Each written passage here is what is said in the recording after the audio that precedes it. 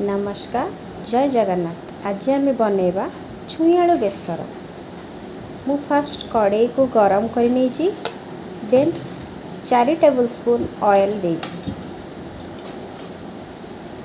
काटी रखि छुई आलू को मुझे से तेल रे भाजी नेबी। किसी समय भाजी मु तो एमती कर आपण मैंने केमती कर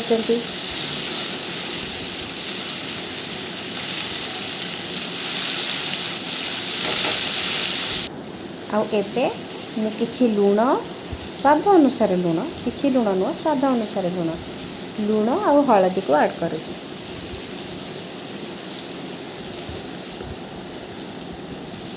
कारण जिते भी तरकारी हुए ना बिना हलदी अधूरा हो जाए तरकारी।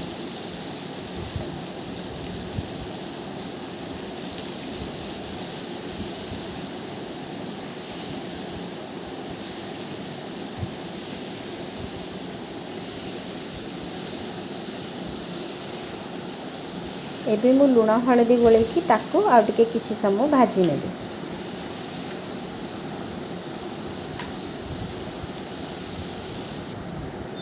तापरे जेहेतु आम छुई आलू बेसर कर बेसर तो निहाती पकेबा को पड़िबो।